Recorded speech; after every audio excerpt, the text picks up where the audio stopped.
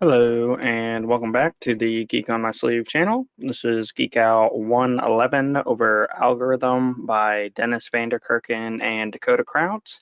And yeah, this one felt like it got more, or not more, back into a similar Sunshine and Love guy theme.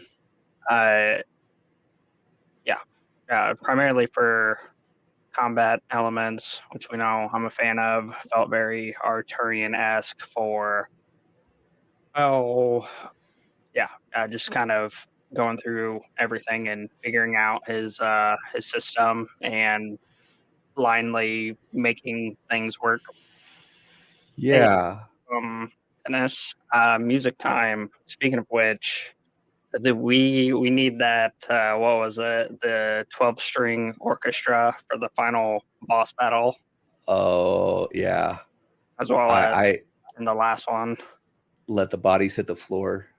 Or well, yeah, Uh, yeah, that was a lot of fun. Um, yeah, as always, appreciate the author, the man himself, Dennis, joining us. Had a blast with this book, and what kind of along the lines of what you're talking about earlier, Pete. We really have just been having a blast in the lit RPG genre. We come to it for the combat, for the video game feels, but something that I just appreciate so much about hanging out with Artorian is just the sunshine and love, right? Like, we like to read to escape, go play with magic and dragons and all that fun stuff, but there's just so many good lessons that we pick up along the way, with Artorian, and just like his energy and his vibes, and what he tries to put out into the universe as he embodies his law of love. Um, yeah, that or just his normal interactions. I'm trying to remember, but it's like literally very beginning of the book. It's with Brianna, mm-hmm. the The dark elf, elf. where she's like Arturian can cheat, and he's pretty much like, what, need more explanation? Communication is derived from understanding, and that made me think on how everybody sucks at the telephone game. And there's a couple of side note TikToks that I've been seeing where it's like, I'm not responsible for the image of me that you have.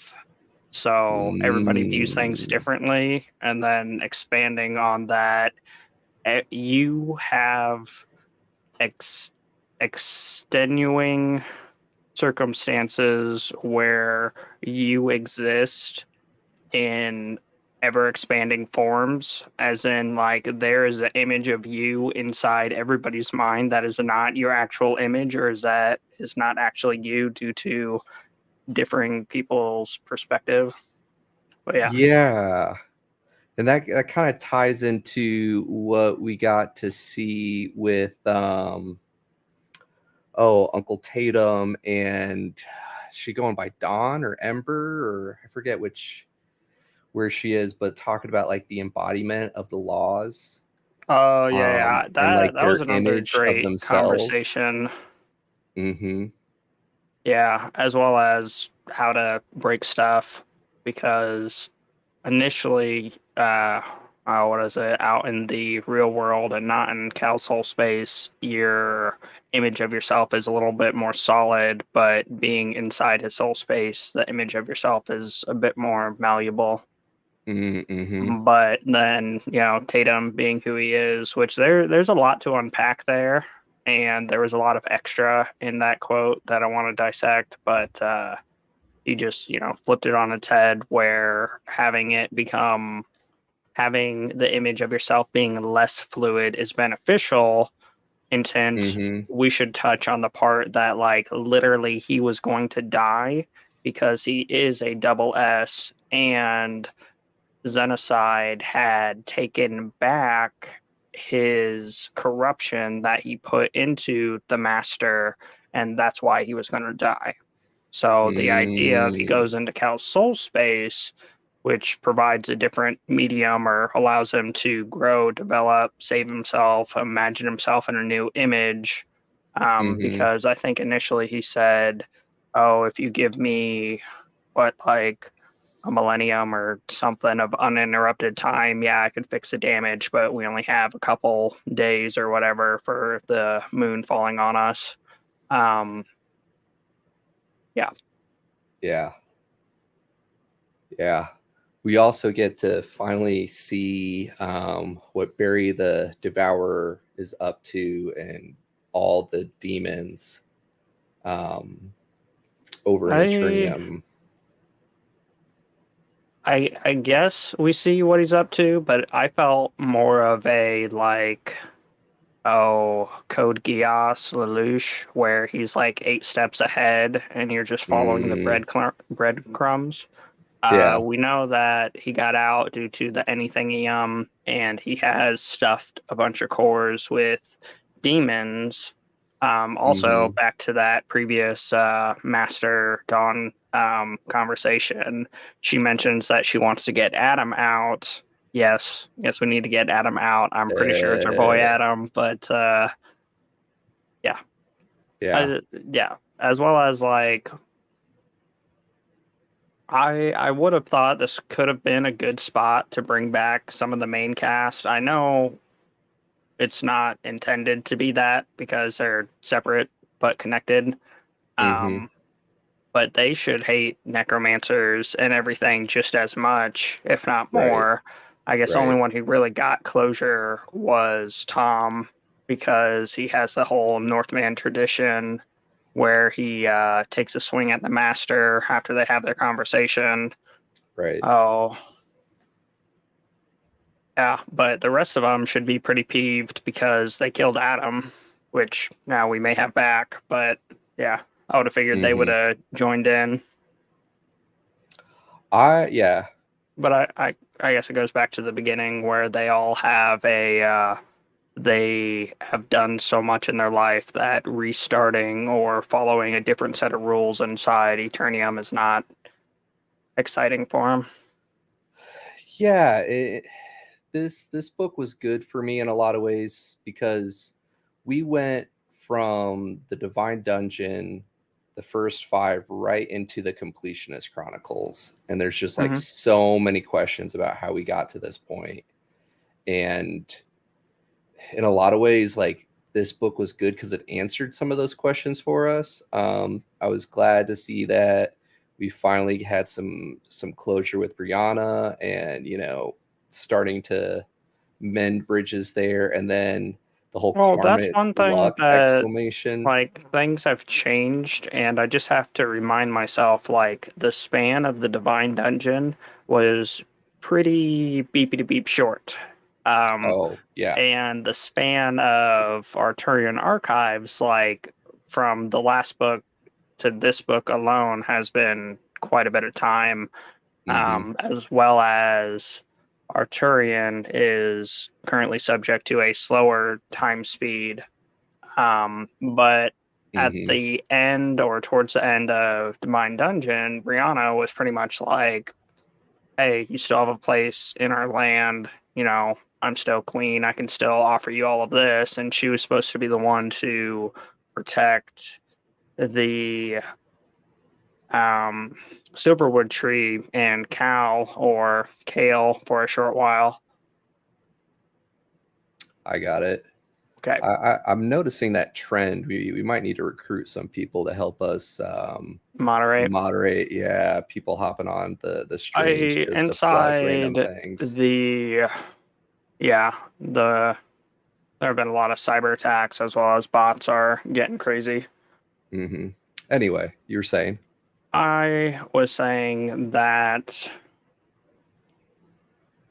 Minya. So I understand there's only so much space in the book. I understand the direction this book was going. Things that I want expanded upon is Cal isn't dead. We know that. My understanding of what happened was the oil drill hit him, which is the beginning of Completionist Chronicles, but we're accelerated at such a faster time that it's, we still have several more books that can come out in Arturian Archive before we get there. But I assume that Cal came out of his soul space, because even if under the Chains of Chaos, he can interact with the real world, and he's kind of like checking it out and seeing what's going on. And then, yet again, beginning of Completionist Chronicles, where he's like core. core, and he keeps like trying Mm-hmm. to influence the name. Yeah. Yeah. So seeing some of that outside interaction, but then we also understand the time dilation. Mm-hmm. Hey, MCA says they're letting the kinks get worked out before entering Eternium. I guess they don't like pre-alpha games. Yeah, our boy Artorian is taking one for the team and doing some alpha testing for everyone else. But they also talked a bit about how the different, trying to think of what we call them, pretty much like our main cast really struggles with it, right? Like Uncle Tatum and Madame Chandra go in there, and I guess it's just like so different since they're not in their own bodies that Madame Tundra just like weeped the whole time over there. So I'm pretty sure it has to do with conforming to the laws, because once you become an A ranker, you're no longer in your meat suit, you're comprised of magic.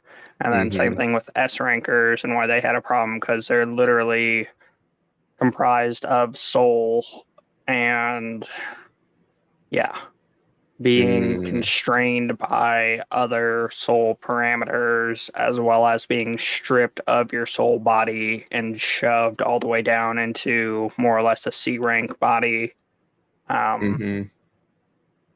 It messes up everything, because an S ranker, you are the embodiment of your law. And one other random comment on that was the Master and the Dawn conversation. We were saying Dawn is going through the memories or reiterations of who previously held that slot. I thought that was But pretty cool. the Master is as well. Yeah. Except the Master's ability that we haven't gotten fully described, something involving Void, does not have a node in the tower.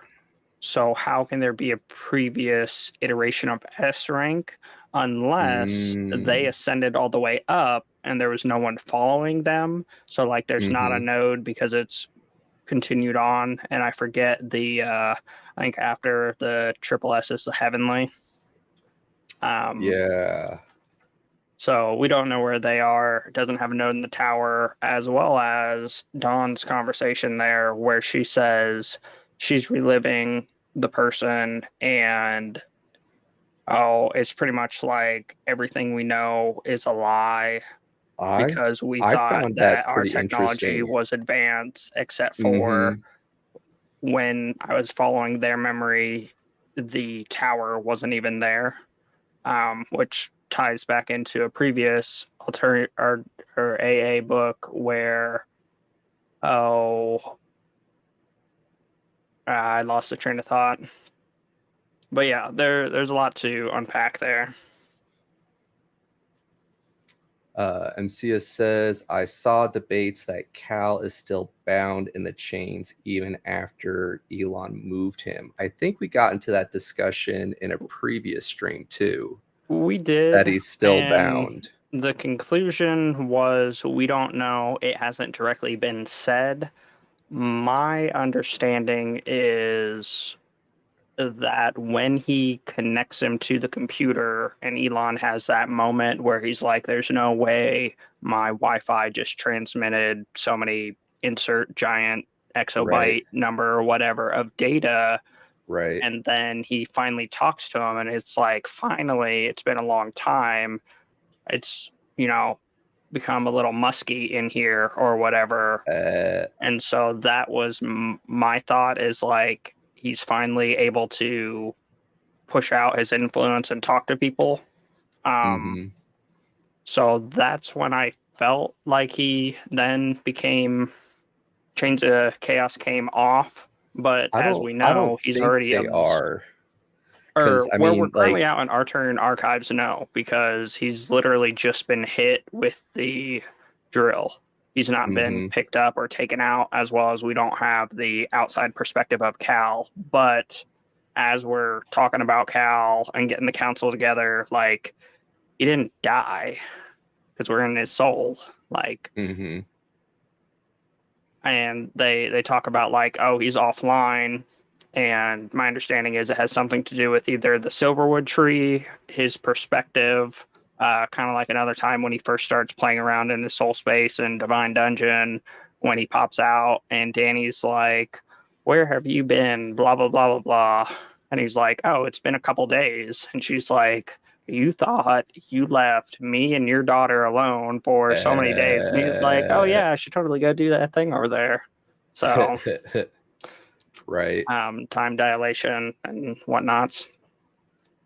But yeah, love I'm that at this point in jacking. time in AA, I would say he's still under the chains of chaos. Yeah. I mean, it would definitely make for some epic arcs later on. For those of you guys new or listening to us on the replay, spoiler alerts for all the way up to book 7 of Artorian Archive, and then all the other books we've covered thus far. So the first Divine Dungeon, as well as where we up to 6 of the Completionist Chronicles so far. Sound right? Because we're just on the first one of the Eye. But yeah. So, and the Completionist Chronicles, everybody's coming in.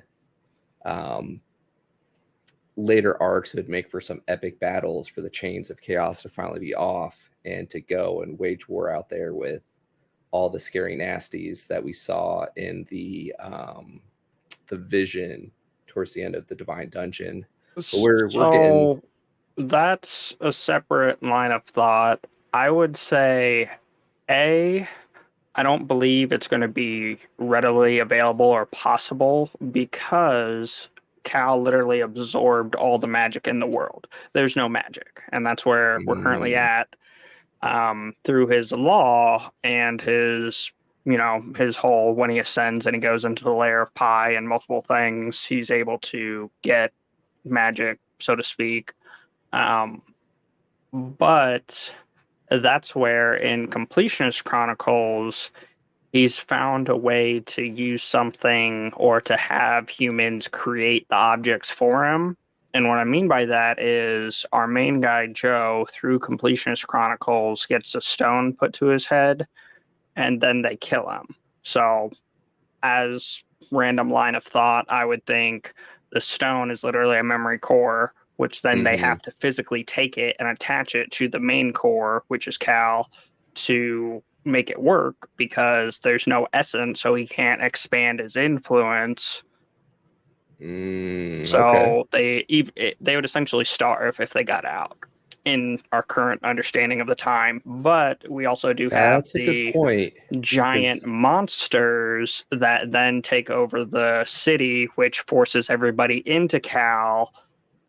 And in that regards, I would relate to Dungeon Eternium and how he is the origin of wisps and how essentially he has a giant wisp lure, or like Arturian, where while he is cultivating, there's so much being pulled down, all the other creatures and monsters hang out around him because there's benefits to it. So due to Cal absorbing it all, if there's a way that other monsters could sustain themselves and or survive, we have not explored a lot of the Earth's surface or the ocean. So if they have found a way to survive on a low magical density or been around him, he somehow admits it while he's cultivating. Yeah, that would be thought process on that. Yeah. Cal has computers to interact with the world. Yeah, he now is connected to them, so to speak. But I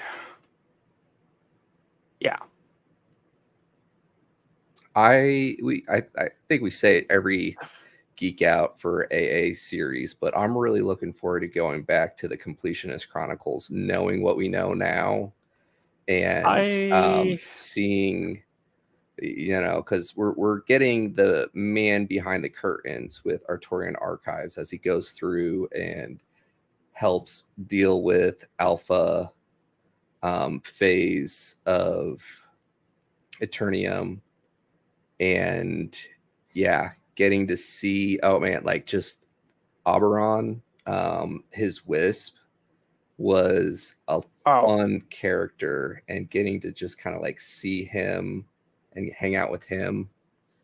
Go ahead. For a couple random lines of thoughts.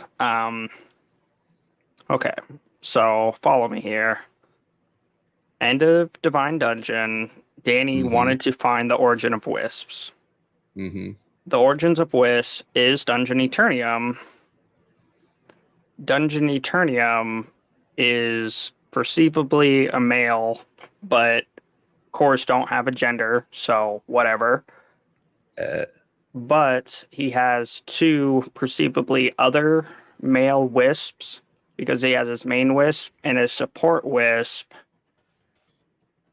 So if a male and a male and a male equals wisp origin, I can understand that it's primarily the connection and the Silverwood pollen.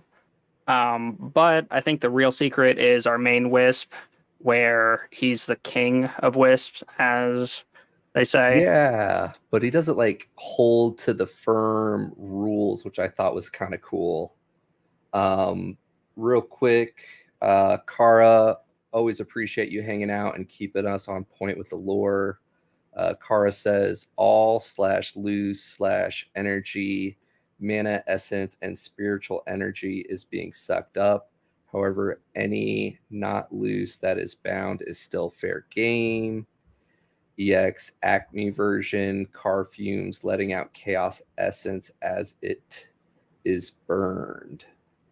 Okay. Okay. So another way of, yeah. Well, and then I guess in that line of thought, that reminds me of Arturian Archives. I can't remember which book, but it's when Arturian is sitting down with the children of the Infernal Wing, and he tries, the student comes up to him and is crying or whatnot, or Arturian comes up to the student and says something like, oh, they're making fun of me because I don't know where infernal essence comes from, or this, that, and the other. And he goes off and he does all the like different points and whatnot.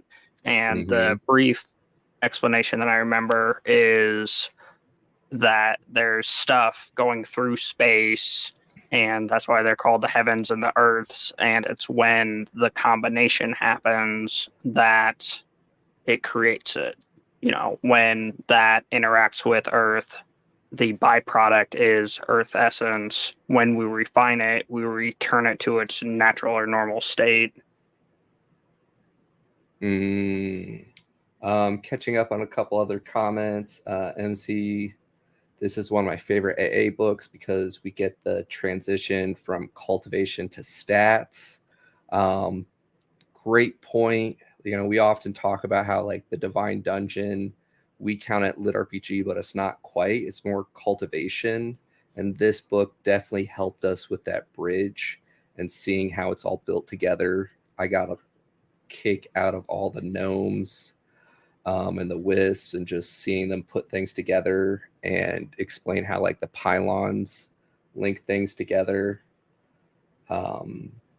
Kara says it is possible there are more substances such as that and food and such that still hold energy, so not necessarily no essence area, but very, very low, which makes a lot of sense. So I need to listen to it again, but the quote at the end of, I want to say 4, when we do the whole water, the dissolving water and break up Xenocide's rune, and then Dale Mm, ascends and talks to Acme.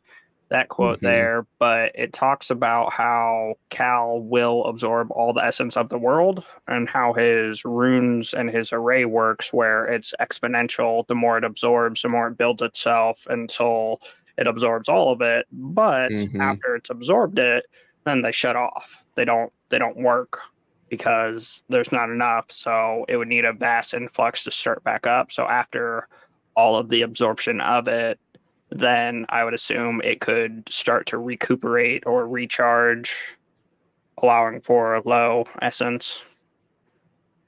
Yeah. Um, the man, the myth, the legend, Dennis says proper wisp origin comes up in later books. Eternium served more as an arc with the know-how of the conditions to meet for more if it ever become dire. Okay. Okay. Mm.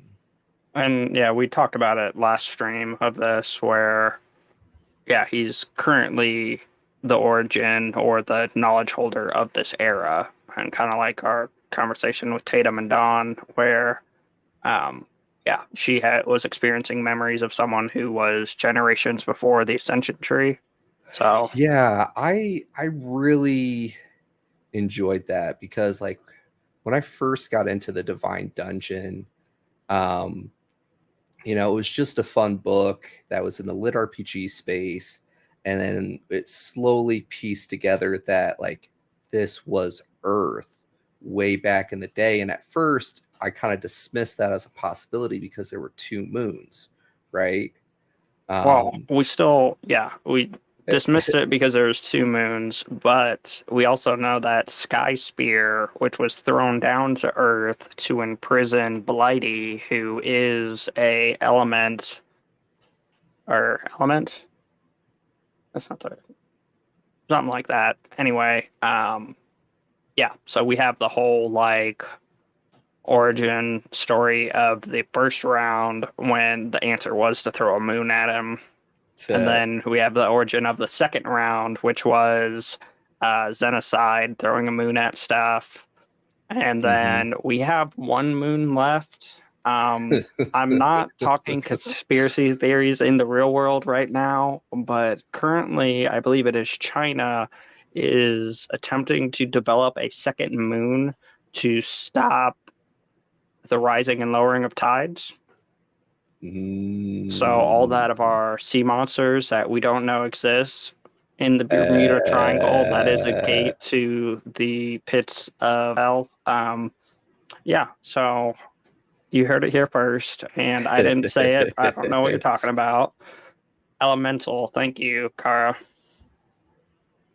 That's why we focus on our cultivation techniques, right? That way we're ready for when the monsters come out of the sea. Um, so one thing that irks me, side note, that isn't related to this. This is Wolfman Warlock or WW. They go to um, his SpaceX to get into the Completionist Chronicles or Dungeon Eternium. Hmm. Why didn't they go to his Neuralink spot where it's supposed to be an implant to connect you to computer devices? Hmm. But that's okay. I'm looking forward to when that's out on Audible book 2. Yeah, I've been staring at it. um, MC says, I'm not sure that Oberon is a wisp as we know them, kind of like Origin of Elves were different. That's a good point. That is a great That's point, which reminded he me of he is very another different, and random line he's of thought. okay. Go ahead. So, okay, cut a bunch of different directions. First direction is Zelia the spider was a dungeon core who is now inhabiting a body and or is in a different form. Mm-hmm. Other cores, such as Dungeon Eternium, is remaining as a core. And then we have other iterations of separate things, such as other monsters that then became whatever. So it's just like, really?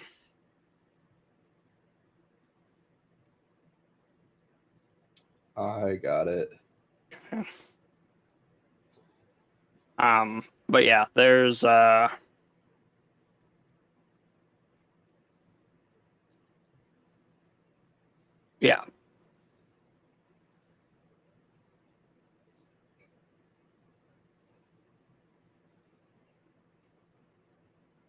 But yeah, so essentially, and then we also have his person who is in a core on his wall, or the Arturian archives as they are, is now a wisp. So we can, yeah, kind of like you were saying, where elves were so well versed in their cultivation that they literally modified their bodies, as well as once you hit a certain form, and we get that whole I want to say it's pretty early in Arturian archives where he becomes a spear and takes a shot at killing his friend to save them from the suffering of the blight. Um, Mm-hmm. and then uh, I think at the time Ember is pretty much like, don't do that because you'll lose yourself. But then Mm-hmm. we also run into several iterations of S rankers where she was literally a flame for a while. And then we also Mm-hmm. know that they can go into different spans of space or existence, like the level of pi or the spiritual realm where we pull out Adam, or yeah. So I don't know. Yeah. It kind of breaks things, but it makes sense at the same time. Kara says some cores humanize, some remain a dungeon, and some became pylons.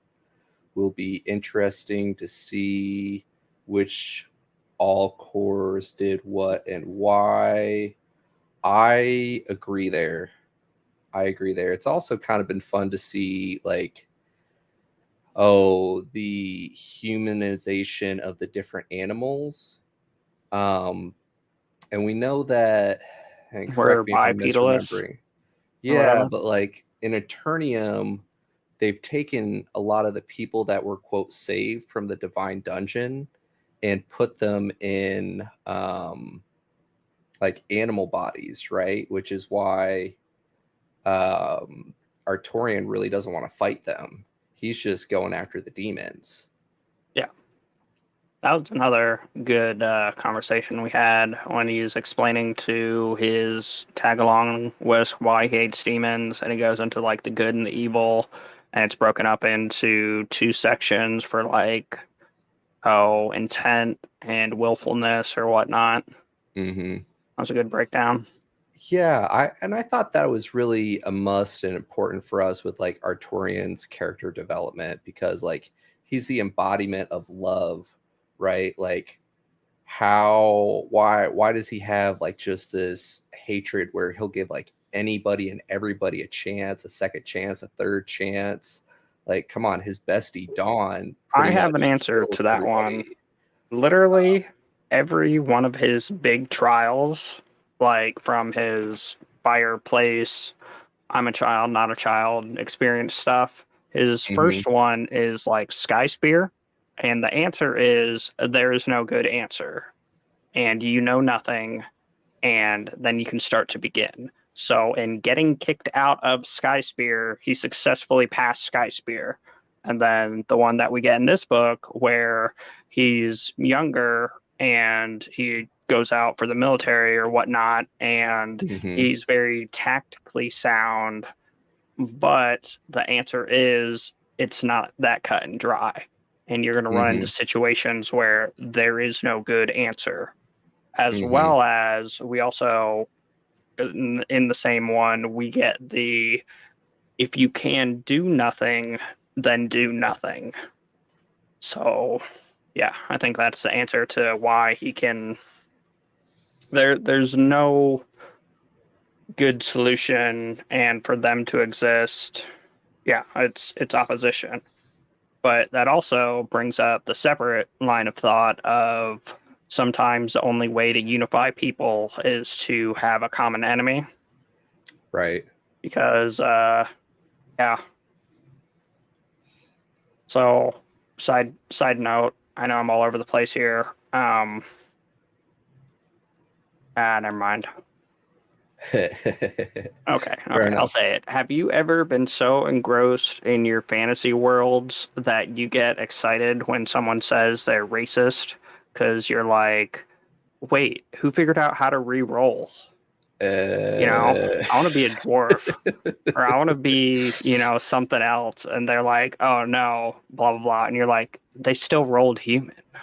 I don't understand.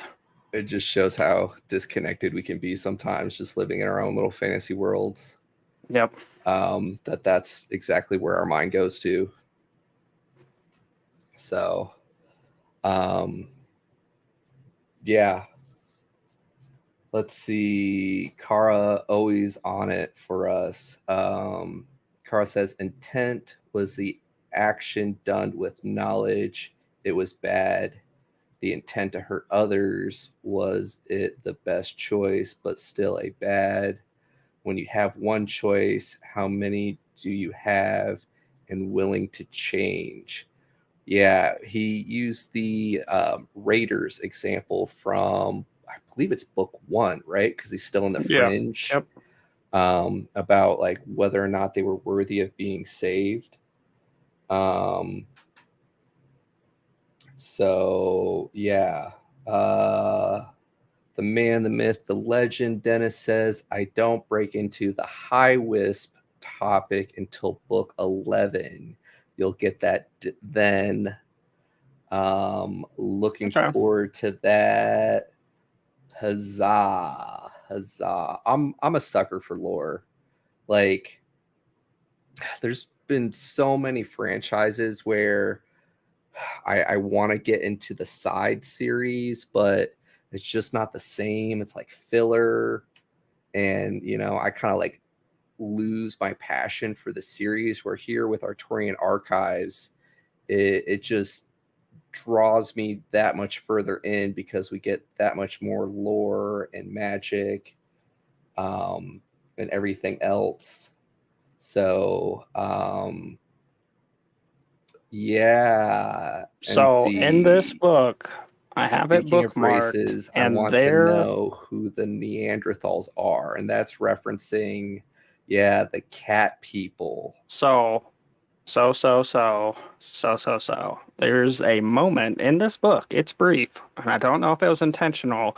There's a demon that's interacting with Arturian. I want to say it's the red panda people, and he's doing something, and then the cat meows, and then I forget the word. It's something. I remember the comment being like, "It doesn't mean what you think it means. It means tree, or it's like a type of tree." But then the cat meows again, and then Arturian smokes him with his, powers. But there is an instance. Oh, and if you're pulling it up or trying to search for it, it's meow. Look up meow because I think it's the only meow that happens. Okay. But there is an instance in this book where the demon is doing something, and I think it's like malicious or whatnot. And it's like when he's trying to inspect Arturian, and then the cat meows again, and I'm like, yeah, what's going on with this cat here? As well as let's see. Before the event, he noted a cat meow in the doorway. Then, a moment after, he saw that same cat make the exact same meow. After the event, all stat sheets had replaced the word malice with demerit, returning them to legible functionality, as if the voice of the world had come across the great works of, Travicus of Baldry, then became aware that the word malice didn't actually mean negative, but rather referred to a species of tree. Yeah. So I'm not saying that is the origin, but I am saying meow, meow, meow. Dennis commented, I'm currently in the middle of making 12. What all happened in 7 again? I recall the first few chapters with Anima / Persona. Then my mind suddenly made only of spreadsheets help. So Pete, you're always good at giving us the summary. Sorry, what's up? Currently in the middle of making 12. What all happened in 7 again? Yeah. So for this book, give us the play-by-play. The origin is Brianna, the Dark Elf, says Arturian can cheat. They're trying to figure out all the stuff in Cal's soul space because previous book we had the light beams destroy everything. Cal's more or less offline. We've regrafted Eternium onto a new sapling, and Arturian's going to go into Dungeon Eternium to help combat Barry the Devourer because currently we can only interact with Barry through Dungeon Eternium with his laws, which is why Dawn can't just shake the core and do what she did with the spider teleportation core previous, because all the demons will come flooding out. Gets into Eternium, things aren't working. We hit up our King Wisp guy, as well as we have our sidekick from our Fringe days. Can't remember her name. She's now a Green Wisp. He blurts out, says, hey, you need to go to this location. We're more or less on the hunt to slay some demons. We end up, trying to remember the order here. We end up running into... so we slowly figure out more powers, get things to work. He literally sits down, starts to import knowledge, breaks the sky. We get the comedy relief of a pillow that's not a pillow. That's actually going to smack him around to make him, to smack around the wisp. Turns out wisps are immortal objects. We have an interaction with the red pandas. He's created his starlight aura, which ends up killing the first demon essence guy that he runs into. Then he reactivates one of the beacons. We also have he's running to another point, and the shark thing. Every time he does something that Eternium doesn't like, he gets negative karma. I think it's karma. No, karmic luck, which I'm glad we get a better explanation of that in this book. Which is pretty much how gods can influence, but not influence. Yeah. He gets caught in... he's running across the water, and his magical synesthesia, which isn't really magical synesthesia yet, triggers an object that's related to him, which is his fast travel points. I can't remember the name. Beacon. We end up going and getting smacked around for a long time as our revenge, mapping out all of the oceans, which will save us from the problem we're about to have of giant sea monsters. But I digress.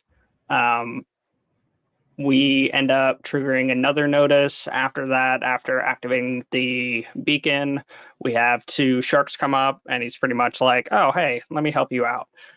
Helps him out, goes into the sea, ends up accidentally killing the higher up, and then another negative event happens, and this octopus with giant needles attacks him, and he runs off. We get some interaction with Dev and get a new cart. Yeah, the cart with the extreme stats. Trying to remember what happens next. We end up trying to do something from far away. doesn't work out. We end up going, supersonic speed in our cart and just absolutely run over people. We also Mm-hmm. get, I forget what they're connected to. I think it's badgers, where they have sleep problems, and that one didn't get explained more. But there's essentially, I'm pretty sure it's the demons harvesting um, the sleep stuff, because I want to say there's something related. We Short version is we get to see a lot of the completionist chronicle elements get developed, such as jump, because Mm-hmm. Arturian activates his shrink stat and learns jump. And Mm-hmm. then we get to see a lot of the other abilities and the nods to completionist chronicles, like has to do with intent. So if someone jumped off the side of the world, then they'd get their jump skill, as well as there are a couple other points. Ba, ba, ba. So we save the people from the sleep. Um, mm, And then we get our skeleton buddy, right? oh yeah. Yep. Chiffon or whatnot. As we go and we pretty much set up our our mouse trap. I think he refers to it as, and hooks up with his old wood elves buddies, right? Yeah, like Chaos. Discord and Entropy. Yeah. Anyway, we meet back up with them, as well as we meet up with our old nemesis who is sitting on our island, or our skyland. The crab. Oh, Krabby. Yeah. Yeah. And we turn him into a overcharged core that is a protection spell on our Mm-hmm. guy who's power leveling. Mm-hmm. Yeah. Yeah. Ba, ba, ba. Oh, and then I'm trying to remember the order of operations, but we get a lump of coal that isn't a lump of coal that receives a message. And that's how, pretty much towards the ending, we get locked into a fierce battle where, King Wisp is pulling some strings to help him out. And even though Eternium is trying to proceed with negative events due to whatever, it's Mm-hmm. actually a good thing, because we're trying to defeat the demons.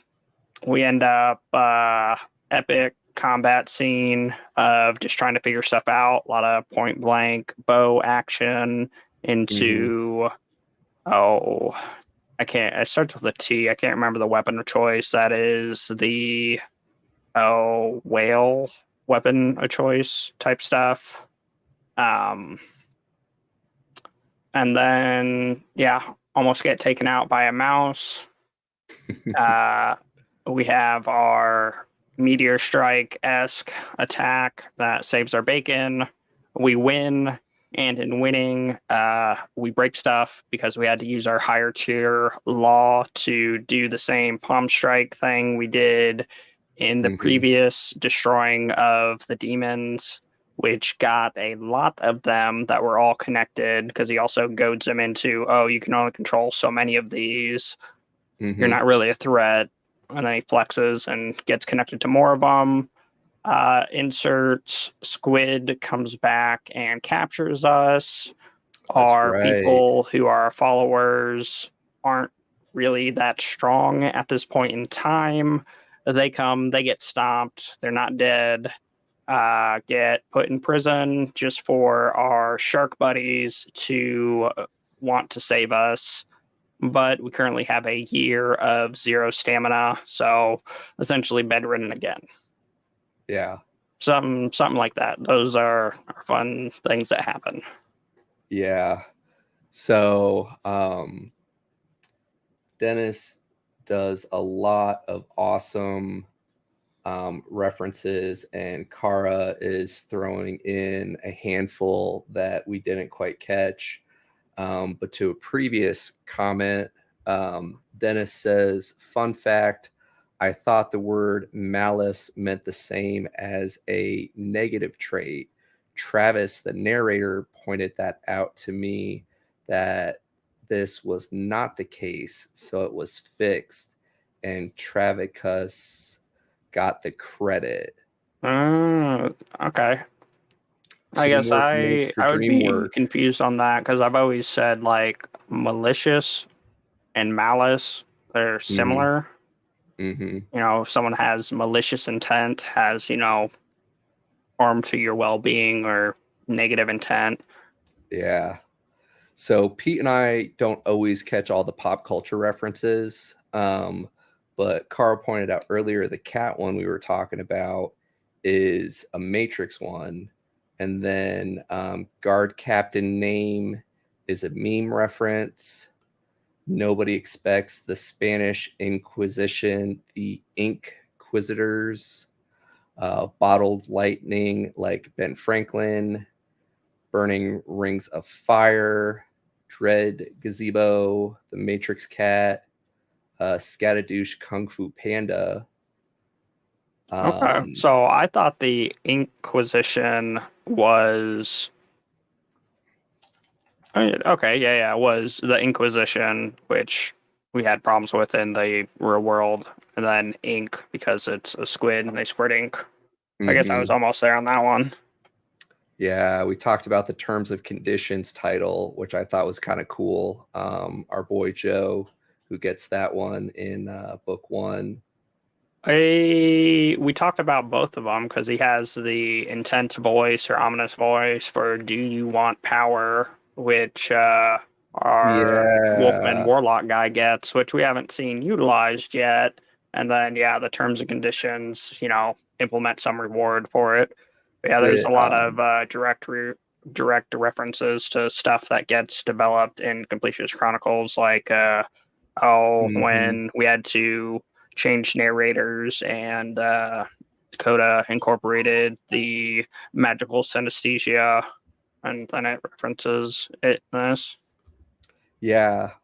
They also talked about when they were explaining how like stat acquisition works, the jump reference about how like you could just fall or whatever, but nobody would do that to get Yeah. jump. And I'm like, well, our Well, jumplomancer.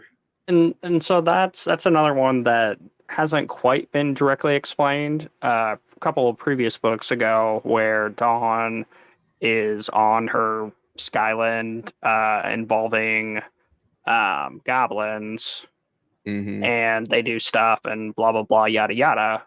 Insert Completionist Chronicles Book 1, where Joe gets his Jumplomancer or jump ability from falling off, and he gets absolutely obliterated by a goblin. Rest in peace, Bob. Um, Oh, poor Bob. yeah, but it also references that, like, Cal was supposed to fix the random holes in the ground that Rose falls through in the previous iteration or in the previous book. Mm-hmm. And maybe he did, maybe he didn't. Maybe one of those holes is where, you know, all the goblins are picking up the scraps. So that hasn't really been explained. Mm-hmm. I'm very curious on that because we know that Madame Chandra is the reason why the forest is scary and there's high level raid type stuff in that area, Mm-hmm. as well as the we haven't really gotten the fallout between Henry and, oh, I want to say Wolfie, but that's not right. The head of the Mm. people who turns into a werewolf who wants to pwn Amazonians, but Yeah, is he it gets Adrian? sour because that's not really relevant anymore.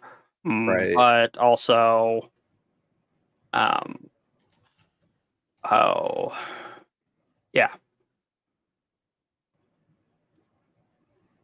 yeah, forgot the Yeah. one thought. It's gone. Anyway, It's late. oh man, Um, I have pulled the sound for the wibbly wobbly, timey wimey stuff, and I am going to make it my ringtone or my notification message. The other one that I'm going to make my notification message is the sound effect he makes when he starts to get the negative event and almost drowns.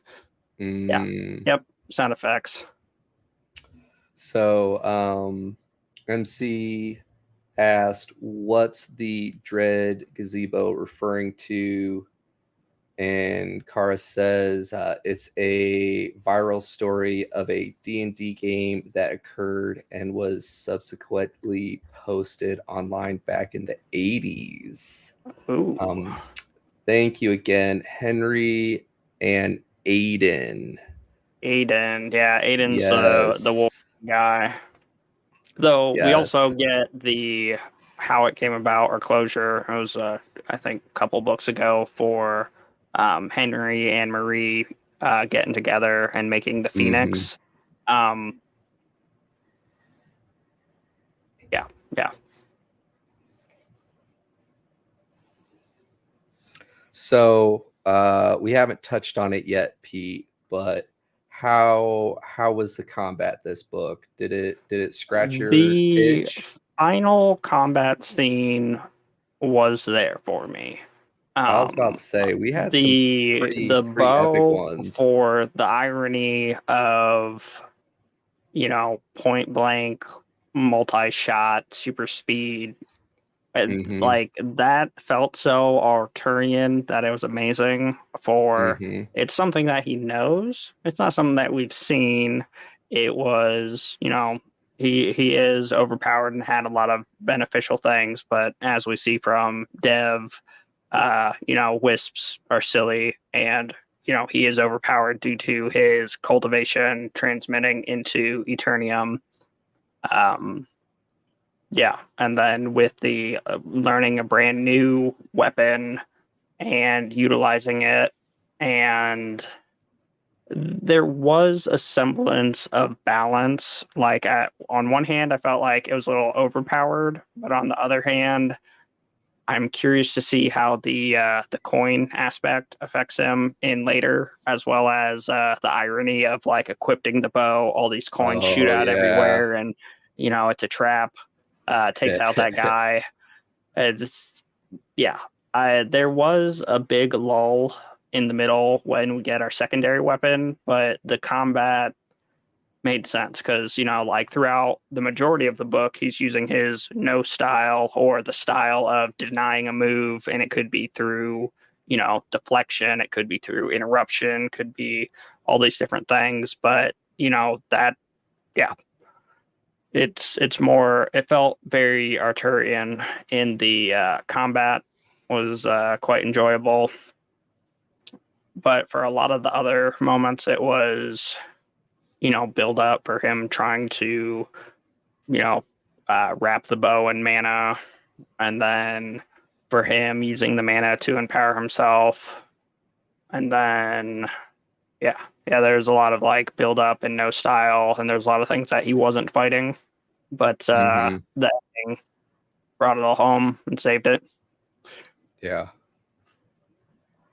Yeah.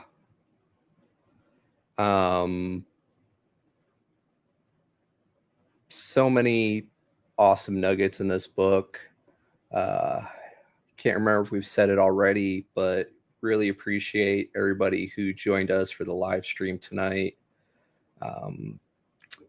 Pete and I, busy adulting with life, everything else. Really look forward to these Sunday geek outs with all our friends in this nice little corner of the internet.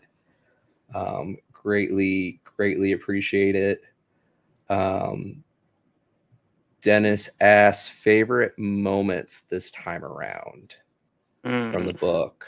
It would have to be the end combat scene off the top of my head, just because it was being so headstrong that you want to squash this, and being blinded by you need to get this done, into you have people who have your back and the wisp who ends up helping you out, and then embracing that you're pretty much chaos.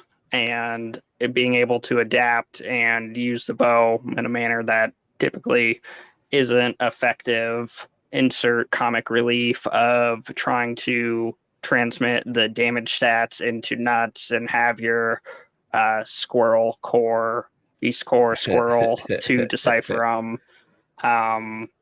And then into, finding a new weapon and being able to, the person who was using the weapon is your, I want to say subordinate, but that's not right, is your chosen, and you guys think alike due to your influences on each other and being able to adapt that new style, insert, reference back to previous people who you had combat with, and is it the Phoenix style? No. Maybe? I can't remember the new attack style where he's essentially, just taking on armies and ensuing fear. And yeah, so the ending really drove it home for me. Throughout it, I enjoyed all the sprinkles of CC references. Oh yeah. Those were probably my favorite moments. Like the combat is always fun, but I'm just a sucker for lore and really enjoying seeing just like Dev and the Wisps, how they're kind of like piecing everything together in the background. Because that was a big question for me. Thank you, MC. Pantheon style is what you're talking about.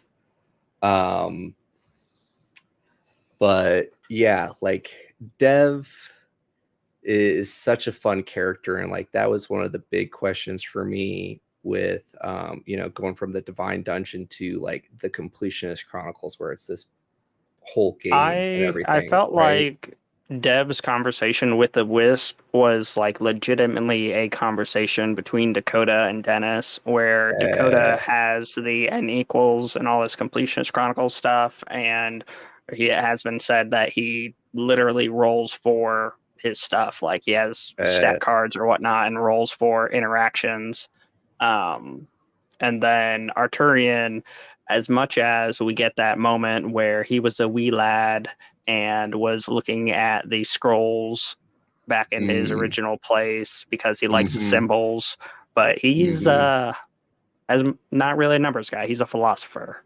And yeah, we get to see that conversation happen. Yeah. I also enjoyed. Oh, go ahead. Oh, I was about to say I also enjoyed the scene with our two shark bros. Which one? Them trying to eat him and being like, do I do it? Or the end where they're like, oh yeah, so we went back and we found this. Is that going to be beneficial to me? It would be a bad thing if, mysteriously this happened.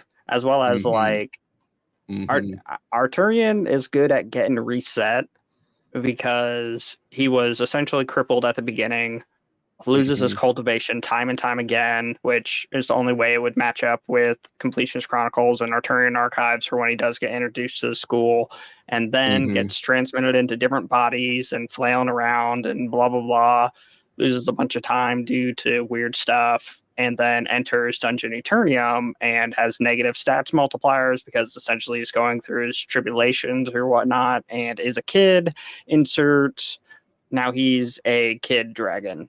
So he's good at getting reset. Yeah. Rip and Tear are two shark bros. And then Dennis says, fun fact, the entire method in which Yvessa explained stats to Arturian happened live before it ever made it to paper. Thus, all the noises, so many noises.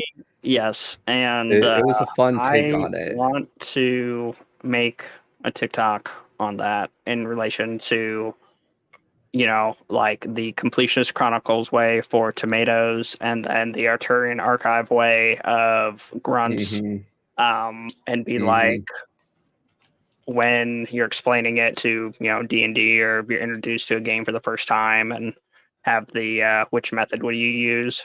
Did you Hmm. go back and answer your favorite part?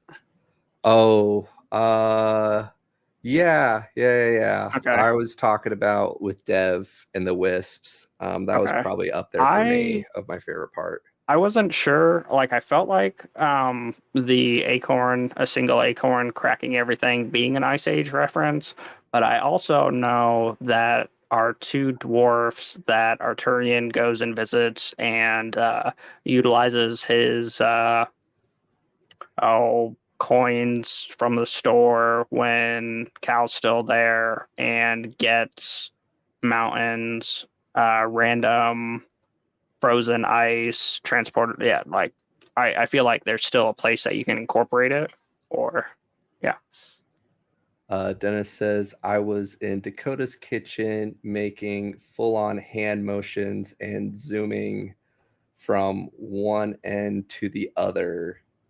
Sounds like me.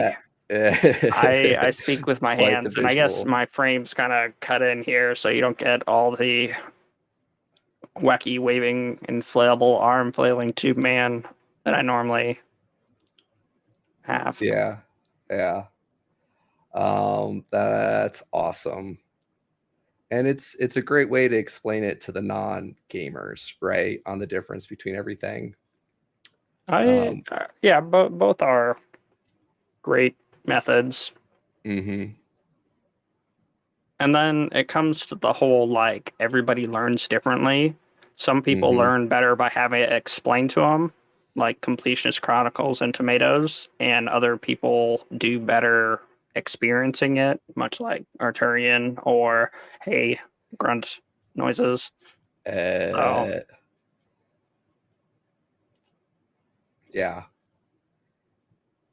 Yeah. Um, Definitely looking forward to jumping into book 8. I'm super excited to get current almost there. with the series, but then we're with everyone else on waiting for the Well, yes recordings and no, and the rest of because them to drop. Mountaindale Press has a lot of other series that I've been suggested or recommended and would like Mm-hmm. to dive into. And then we've got WW2 that's about to come out, Audible wise, and then we have Lion's Lineage that I know nothing about, but there's only one book in the series, so I assume more. Yeah. Dennis asks, which character this time around was the biggest surprise to see, or the strangest in general? Hmm. Biggest surprise to see. Well, we kind of knew that stuff with Barry was going to happen. I guess we didn't quite see Barry this time around. I don't know if that's directly related, but I was kind of surprised as we were talking with like Henry and everyone else about how they all have people that they haven't broken out of stasis yet. Because we know that that was really eating away at Arturian. Um, so that was Does it interesting and count kind of if it makes you wonder. is Arturian? Because like I have really loved the complexity and simplicity of Arturian's campfire. And from book Hmm. one, I've always been curious about it, where I've been like, okay, he's had several, different things go on in his life and he's had to adapt and become someone new. And he literally has had a name change, which is a thing. And Hmm. so from Merlin and seeing that expand, and then, oh, what is it, Sue? And just like seeing the different iterations Right.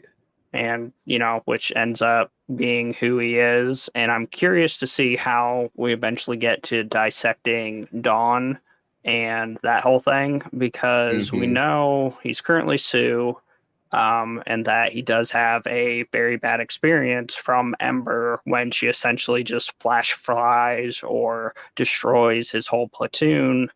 um, and that's Hmm. when he leaves or when he exits. they briefly talked on it where he goes back home and his wife and or kid is dead, which is a thing. But I guess I enjoy seeing, you know, growing from different life iterations. Right. But a lot of people I was expecting to see, we didn't see. Like, I figured this was the time to get the band back together, but I guess Cal's out of commission or not currently interacting, as well as, it doesn't make as much sense. Mm-hmm.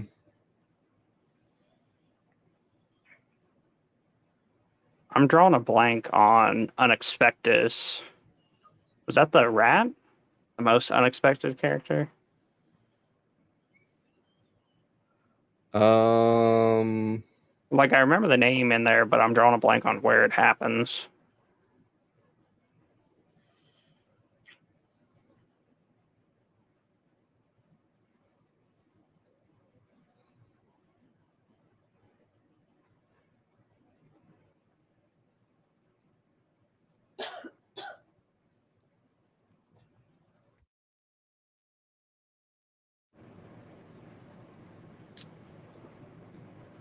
Oh, the Squid Inquisitor. Thank you. There we go. Yes. Yeah. Okay. Okay. Yeah. Now I remember that. Yep. Yeah. Unexpectus was the Inquisitor.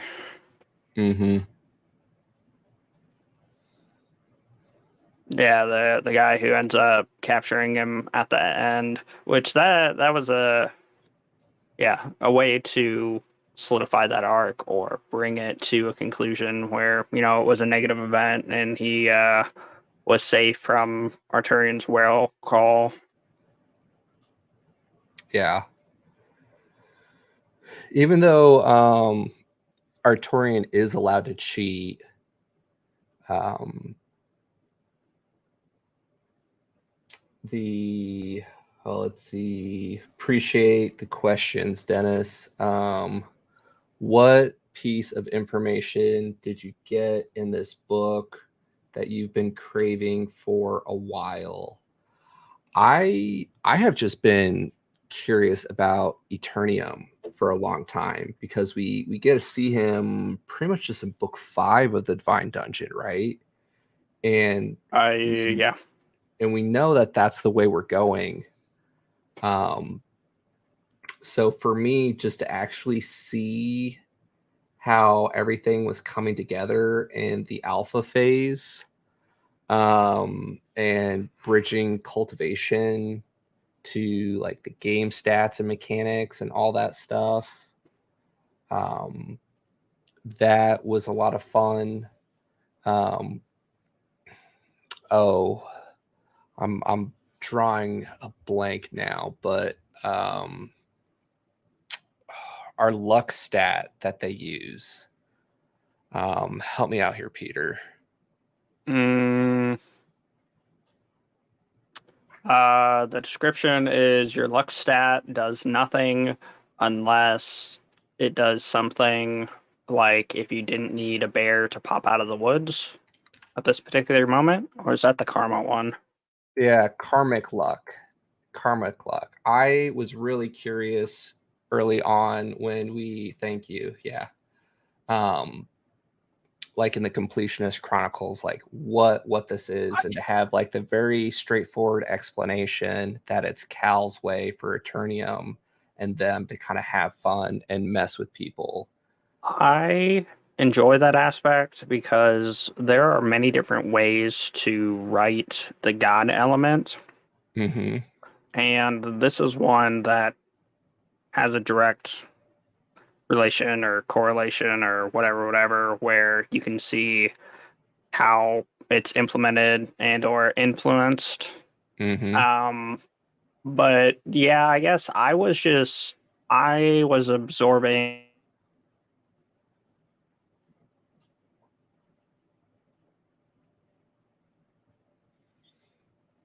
You still there, Pete?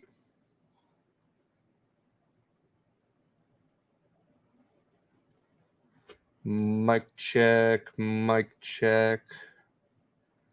Not sure if it's on my end or on Pete's end there.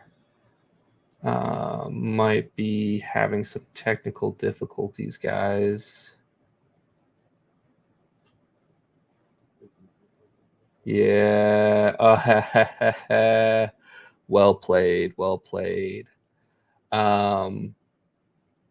Yeah. Yuki got Pete. He's meditating. Well said. Going to come back with some epic, crazy moves to bust out for everybody. But yeah. So many questions answered about behind the scenes going into it, and really looking forward to seeing how everything comes together as we move into the beta phase and getting into the Completionist Chronicles. Hope to get to see more of the dev and the wisps behind the scenes as they piece everything together.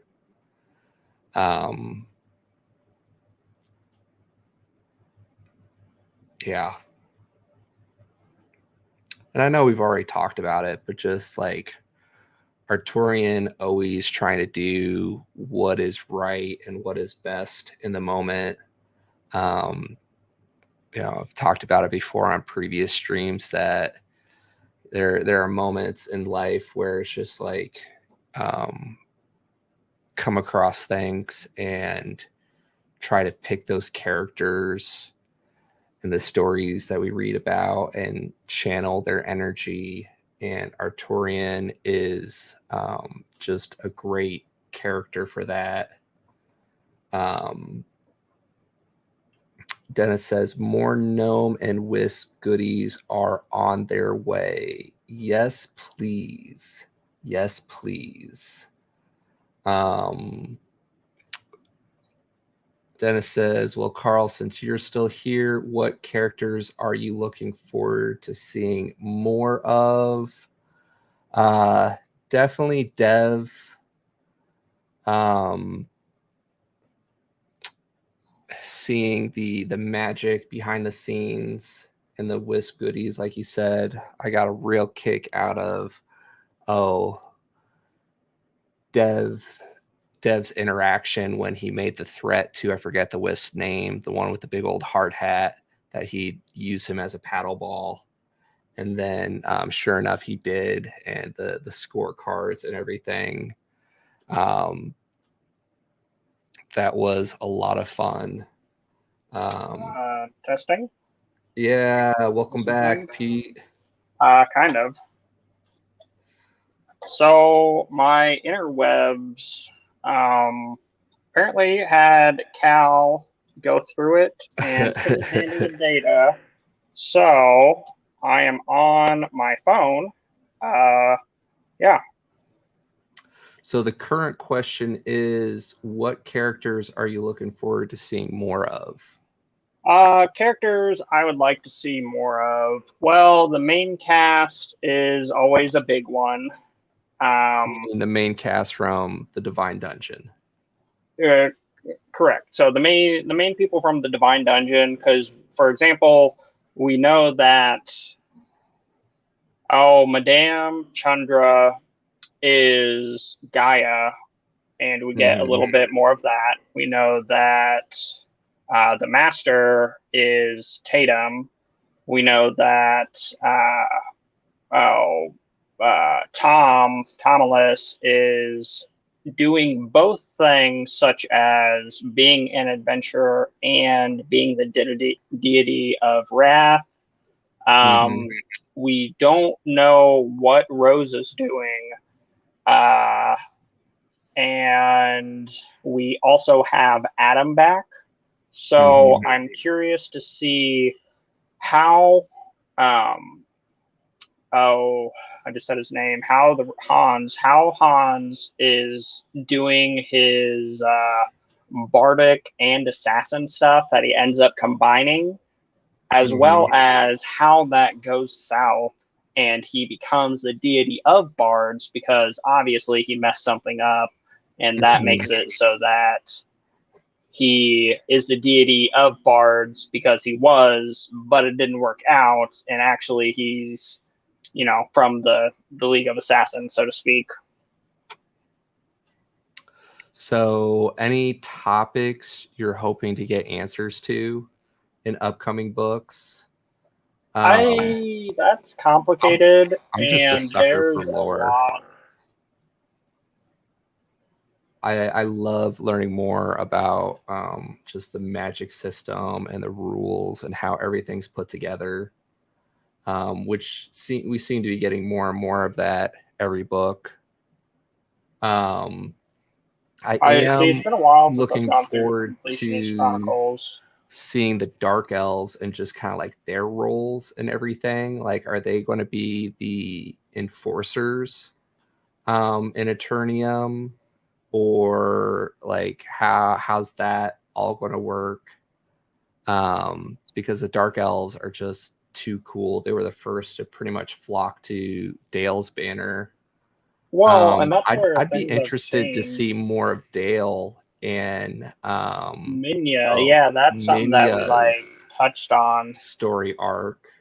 As well as like I'm sure it gets resolved in the future ones, but you know, like we're currently the master is trying to fix Cal and reconnect him, but we only get a brief snippet where he comes out and hangs out with Dawn. And then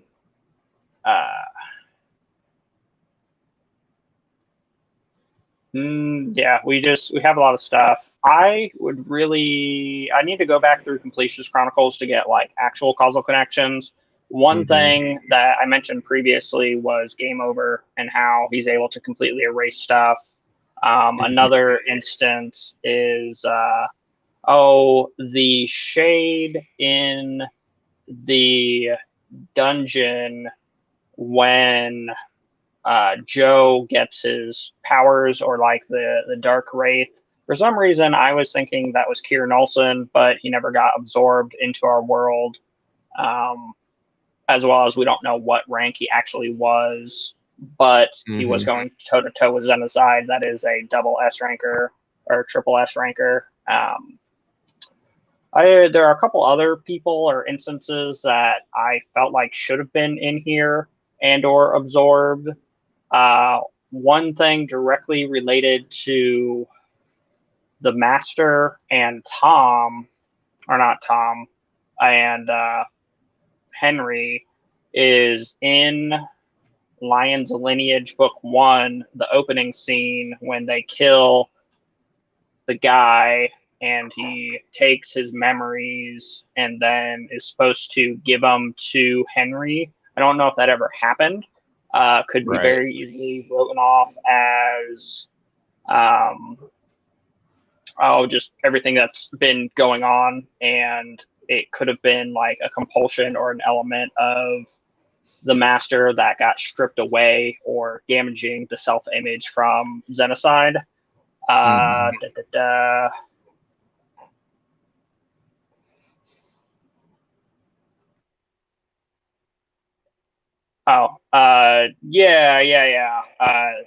He hates bards because of the song about him, the killer of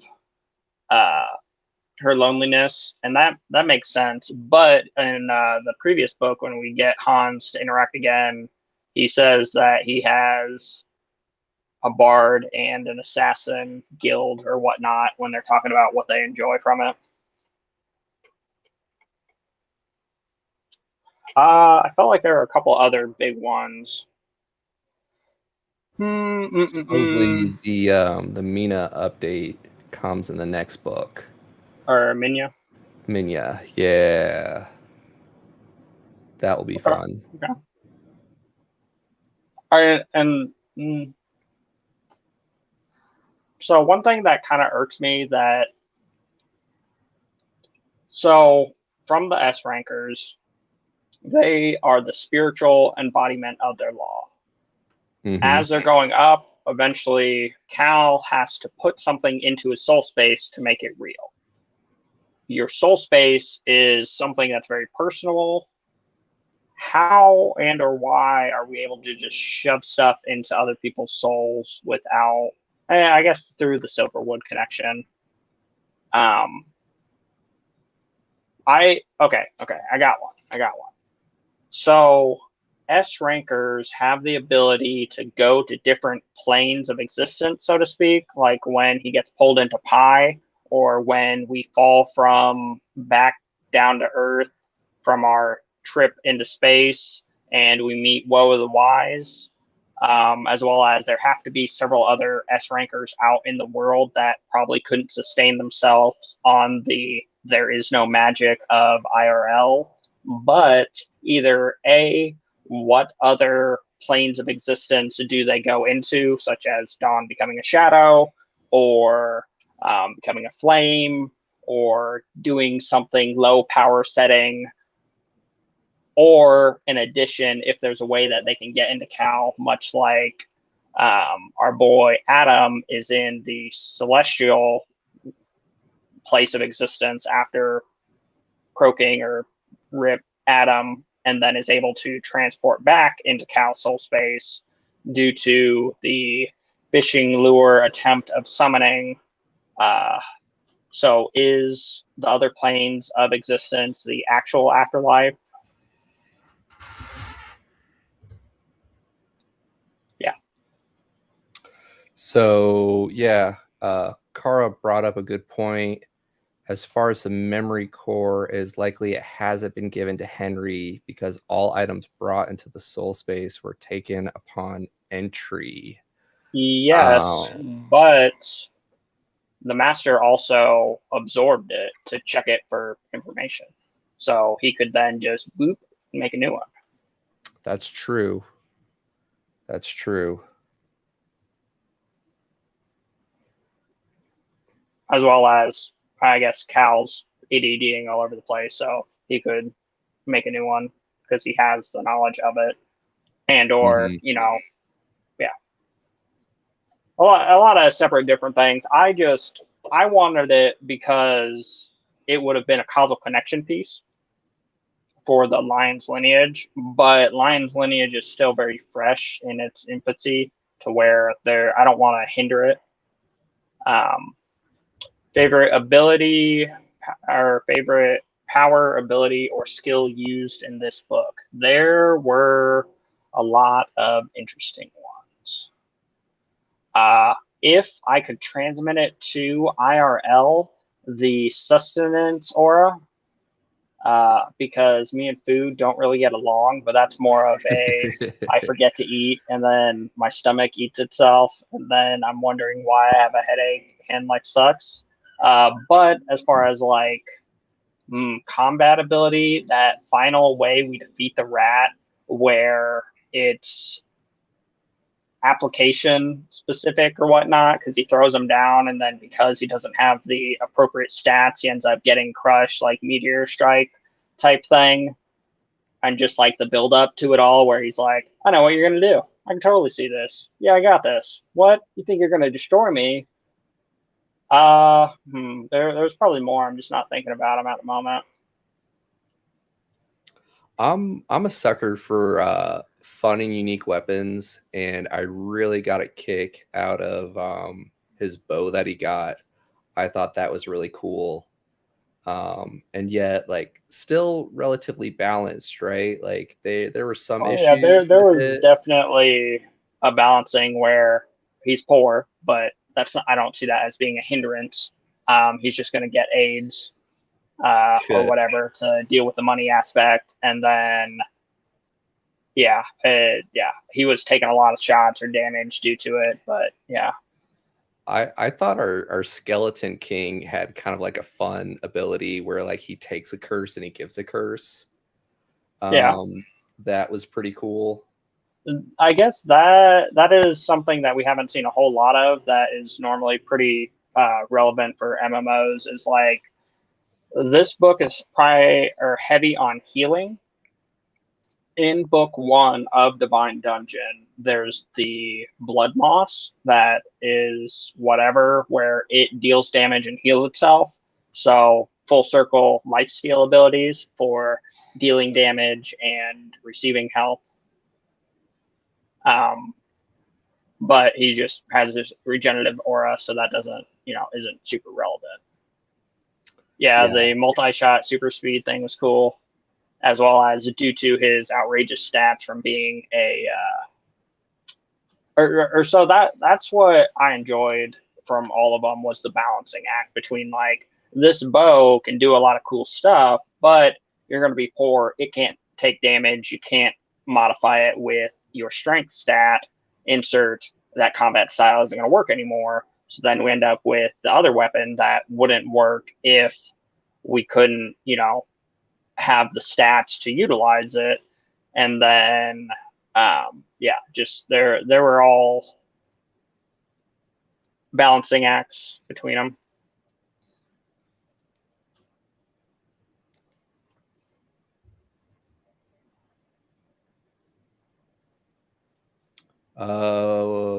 MC asks, will we get more undead, or was that guy a fluke? Dennis says plenty more undead. And I appreciate the fact that Arturian, just didn't jump the gun to slay the undead, right? Like he's able to distinguish between undead and demons. Yeah. And that's where he got, the benefit of his abilities and such. Mm-hmm.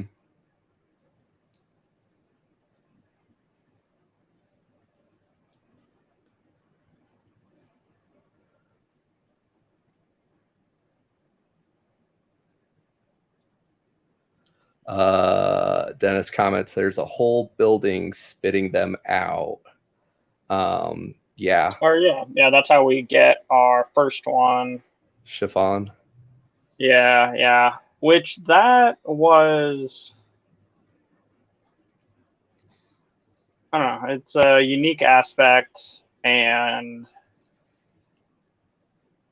that's where we very much like get feels throughout the whole thing. Like when we first get into Cal Soul Space and we're told that everyone, like, we're going to be ascended to gods because we have a deal with you, yada yada. Mm-hmm. Everybody else is essentially going to lose their memories and relive the same life, and you're going to implement something that if they achieve, or if they get so far, that they can then get their memories back, but all their memories were of them wanting war. So is it relevant or helpful in any way? Insert everybody becoming random animals and losing their memory. Yeah. Mm-hmm. Yeah. Yeah. Yeah. So much awesome goodness. As always, it's hard to catch everything we enjoy about these books in the hour and a half that we geek out on them. It's approaching that time, though. Final thoughts, Pete? Anything you feel we missed? As always, we appreciate your guys' support and the contribution in the chat. And holy bots are just spamming us today. I guess that's how we know we made it, when the bots are coming to hang out in our stream, huh? Yeah, I guess there's probably some algorithm of if it's even worth their processing power. I guess one thing. Chiffon was also in a previous book. Not sure if anyone else caught that. He felt that our king, our take a curse, give a curse, our actor. So one thing from a previous iteration, this may be it, that I wanted more of is the bards that we run into when we're sky jumping away from the elves after taking on Blighty and think we won, and we end up saving the the people, the bards, and then give them an axe and whatnot, and blah blah blah, and then we run into them again. I forget the verbiage, but it's pretty much like, oh, but Arturian didn't know that they were going or something special, or they were relevant somehow, some way. So that is that it, because it was kind of dramatic in that fashion. I guess they were relevant because they end up doing their whole like marching forward on the backside of the undead horde that is attacking Dawn's location when she's got the bubble up or whatnot. Maybe the completionist Chronicles mine guy. We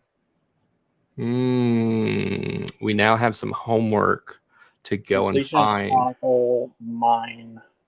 Chiffon. Or that's Havoc. If I'm thinking of the same thing. No, I thought that was the dwarf's name. Yeah. Anyway, we got some homework to find our Chiffon and the other books.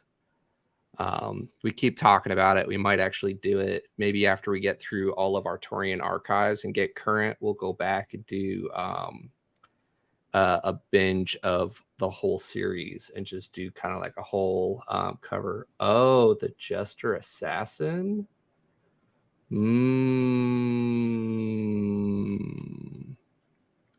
Okay. Yeah, Perhaps.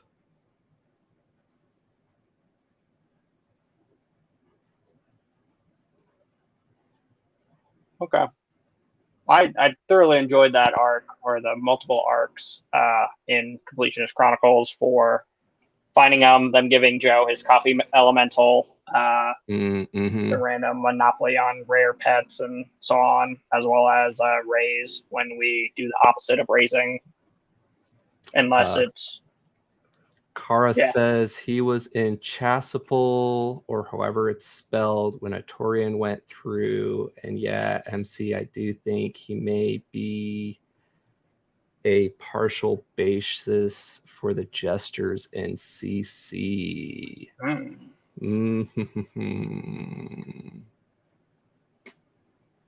Yeah. Apparently, we missed Bot Rampage number 3. Oh, no, just the fact that it's the third time we got spammed. Yeah. Dennis says, more bards. I'm going to give you so many bards, you'll be sick of them. And 11. So, you even learn one thing that's relevantly not relevant, I need to pull it in Life Reset. Probably my best example that I've actually experienced. The narrators are Sound Booth Theater. And I don't know if he licensed it or whatnot, but they essentially recreate and have a musical number and a musical score. I would like the implementation. Like, you talk about the epic boss battle music, and if it was implemented, that'd be great, as well as there are several needs to be made into complete songs and or jingles, and or I'm going to make it my ringtone for just throughout the whole thing. Because we get the Killer of Her Loneliness, we get Kieran Olsen, the Slayer of Shades. We get Arturian for the Sun, or Mr. Sun, or whatnot. There are a lot of like memorable moments that could be made into a soundtrack. You want a LITRPG soundtrack? I do, but Sound Booth Theater does it to where they implement it into it. I know it's a lot of additional extra production costs, as well as variabilities between people, and our narrator has been doing an amazing job, and I'm spoiled. So yeah. I'd listen to it. Could be expanded upon. I have YouTube links for almost all my music that I reference, but there are no performance artist pieces of any of it in the book so far. Okay. I need to find that, and or feel free to insert link And Yeah, we'll snag that I from think you on that's relevant Discord. for the community and the people here for everything that's referenced. Mm-hmm. Uh, Yeah. Alrighty, Pete. Oh, you're not on your computer, so we can't pull up the stuff and share for next week, huh? I am. It looks like it's returned to equals alive. So, in the mention of going nowhere but somewhere at the same time, I'm going to break stuff. So, uno momento, por favor. Let's do it.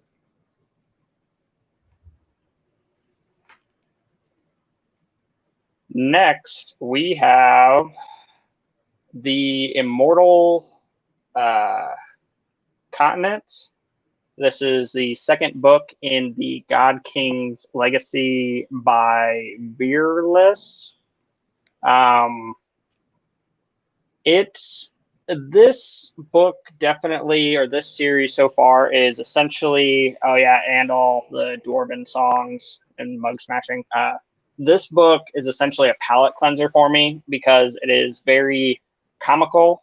It is a little more on the adult maturity side of A little sexual bit more than a innuendos. little, but yes. We Okay, definitely are well, going to have to do my a the little bit disclaimers. is diving face first into it, so because I know things get weirder in the actual space, but I digress. Um, and the origin or the beginnings of it all is first book, God King's Legacy, is essentially there's the God King Legacy where someone was amazing, has done all these great things, and is, revered as the biggest, baddest, best person in the places. But in reality, he kidnapped a bunch of kids, manipulated people, did stuff for his own values, and we follow the person who finds his sword. A very cool mechanical element that could be implemented elsewhere, wink, wink, Mm-hmm. but it essentially is a sword that has a spirit, and the spirit can, essentially incarnate or become a person and interact with you, but is also a sword or sword spirit. A lot of cool, multiple things. But she is a squirrel, so ADDs all over the place, ooh shiny everywhere, as well as she is Rock Lee. And what I mean by that is there are two kinds of magic. There's magic, and then essentially like chi. I can't remember the direct reference at this point in time. And she is Rock Lee, where she only has the chi or the power of the body element. Comical, whimsical, becomes epic. This is book 2. I have not been through book 2. Insert Carl, have you read this yet? Yes. It is a lot of fun. Like Pete said, it's a good palate cleanser when you aren't in the mood to track a whole lot of what's going on. You just want to kind of like listen, laugh, unplug. Yeah. So much fun. And then before we do the next one, Dennis is always looking out for us. And Pete spent so much time and energy getting that to work. We will do our intro for our outro.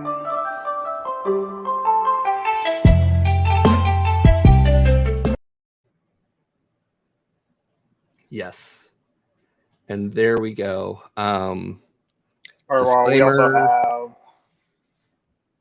Oh, go ahead. And then that was just next week. The week after, we have The Perfect Run. This was a recommendation through our Discord, so thank you. I'm drawing a blank on the name and don't have it pulled up, but The Perfect Run is very intriguing to me. A reason primarily is it is kind of like a post-apocalyptic superhero book in a sense.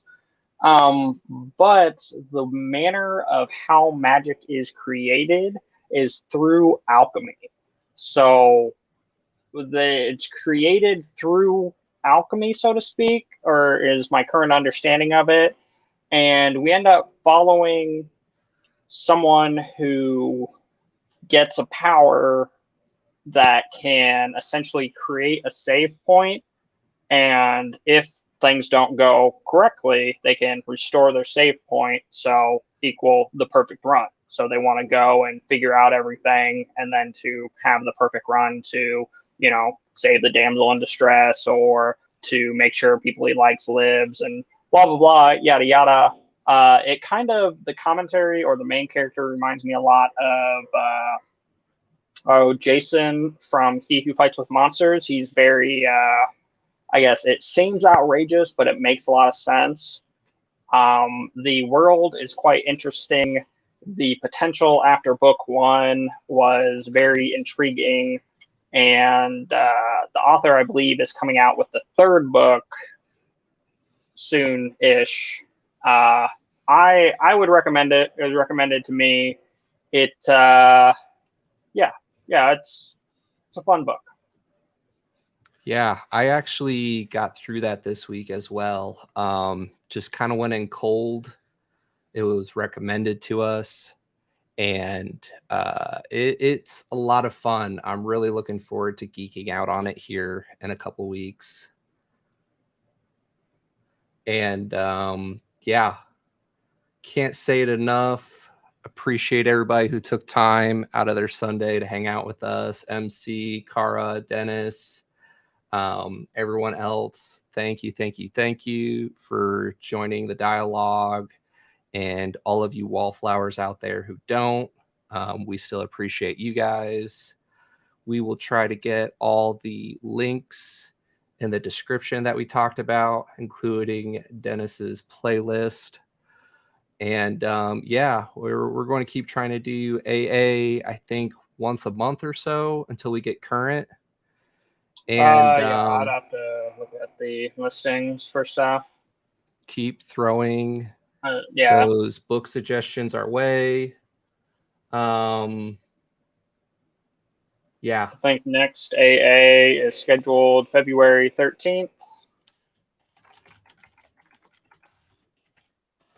Yep. Thank you again. And timeout